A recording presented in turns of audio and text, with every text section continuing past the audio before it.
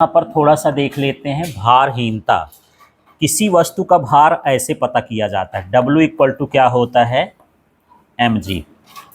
ठीक है, यदि g का मान शून्य हो जाए तो इसका मान भी क्या हो जाता है, शून्य हो जाता है।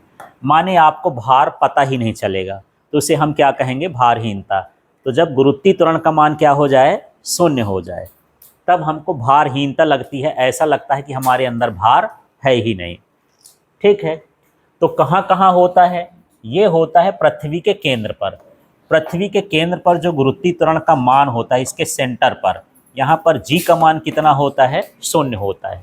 यदि आप यहाँ पर चले गए तो ऐसे हवा में लटक रह जाओगे, आपका सिर और पैर पता नहीं चलेगा कि कहाँ है ना। आपका सिर नीचे भी हो सकता है, ऊपर भी हो सकता है, हवा में।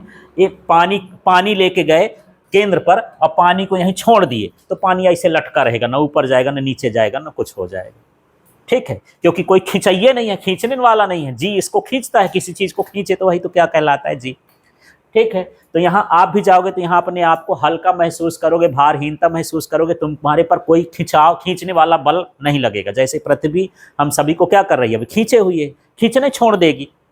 ठीक है, जी का मतलब क्या है, जी का मान शून्य हो गया, माने आपको क्या कर दी, खींचना छोड़ दी।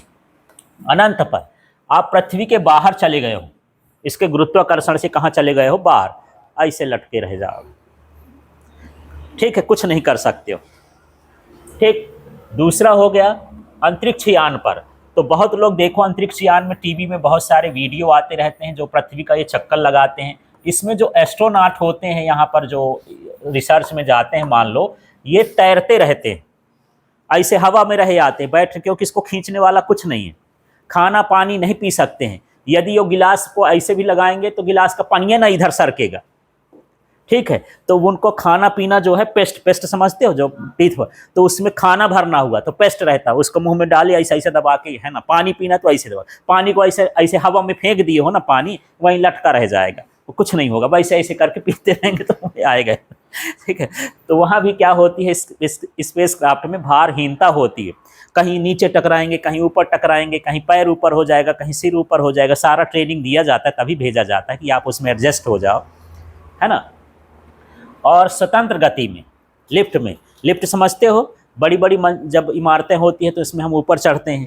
अब लिफ्ट मान लो अचानक उसका टूट जाए वो धागा, अब उसमें तो आप खड़े हो, अब लिफ्ट नीचे गिरने लगी तो आप गिरोगे तो आप उसके छत में टकरा जाओगे, क्योंकि खींचने उस समय आपके ऊपर जी लगेगा ही नहीं।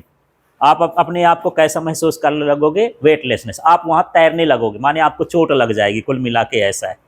ठीक है, पर वो गिरना कितना चाहिए, 9.8 मीटर पर सेकेंड की स्पीड से। उसमें कोई सपोर्ट न लगा हो, बिल्कुल वहां खड़े हो, बिल्कुल यहाँ पर क्या होने लगे, गिरने लगे।